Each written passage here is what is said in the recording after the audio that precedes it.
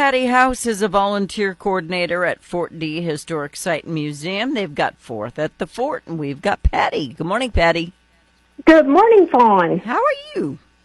I'm fine. Happy 4th of July. Yeah, no kidding. Best holiday ever. So you don't just do the 4th, you do the 5th too. We are, yes. We figured we'd be there on Saturday as well because we're hoping a lot of visitors will be in Cape for the weekend. That's so cool. So what's going to happen at Fort D? Well, tomorrow it will be the stone building will be open, which has our interpretation of life during the Civil War. They're also going to fire our veteran of the Civil War, George the Cannon. So that's pretty exciting. And, you know, we invite people to come out, ask good questions. We always enjoy what the public has to share with us and just enjoy the 4th. Very cool. And then on the 5th, you're going to get all patriotic. Yes, we'll be there as well from 9 to 3 both days. Like I say, it's a good opportunity for folks to learn more about the Civil War in Cape Girardeau. It was a very important town during the Civil War. And that's the part that's so fun to talk about because people think Missouri was, it was pretty divided. It was very divided, yes, it was. Being from the Carolinas, I had no idea that Missouri was third in the number of engagements during the Civil War. So, you know, that was very surprising to me. So I've learned a lot since I've lived here. Is it true? My memory doesn't always kick into gear this early in the morning. It should by now after all these years. But I know that there was like a serious battle where Capitol Park is. Yeah, it's more where Telanius and Carruthers, where the middle school occurred. There's an interpretive sign there across from Grace or the Compass Church that tells you about the battle, which took place in 1863.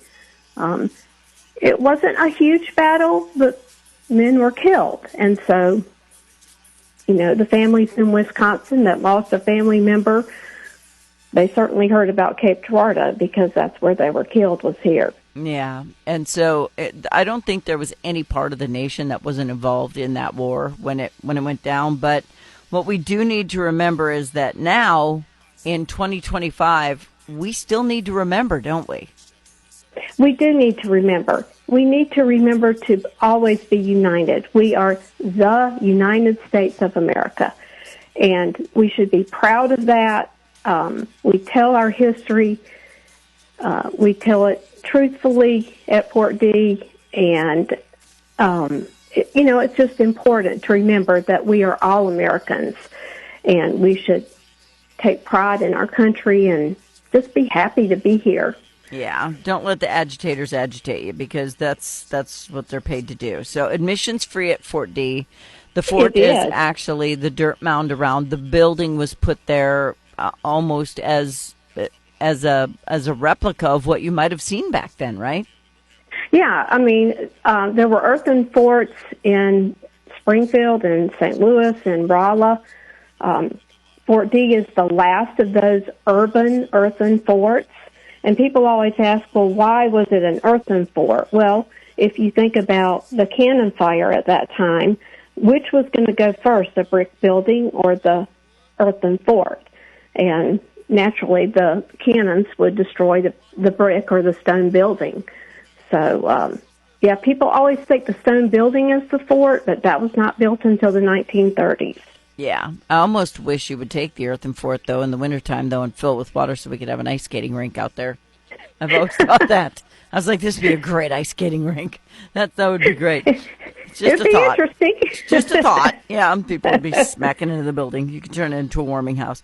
But you are going to have interpretive journeys, if you will, or displays and things going on. Are the guys going to be doing anything by loading the rifles and firing them and stuff? Because yeah, I think they'll do their rifle demonstration. They've also decided they're going to cook their own lunch tomorrow, so that'll be fun for them. It won't be squirrels, will it? Tell me it's not squirrels. No, they're not going to have squirrels. Okay, good. No, they'll have some German sausage there. How about that? That'll work. That'll work. Yeah. All right. And I think every child should have to see what it was like, because now, we stick a magazine in a gun, or we, load our BB guns with a pocket of BBs that we pour into a hole, like a Red Ryder BB gun from the Christmas Story. But back then, it was a process just to shoot a gun. Yeah, it was. We had a school group recently, and I said, why do you think they needed to have their front teeth? That was one requirement. And they had just seen the rifle demonstration, so one of the kids said, well, they had to tear the cartridge, so they understood that step. Mm-hmm. Yeah, I mean, you literally had to tear the cartridge, and yep. And you put one ball in a time. I mean, it was like you couldn't multi-fire.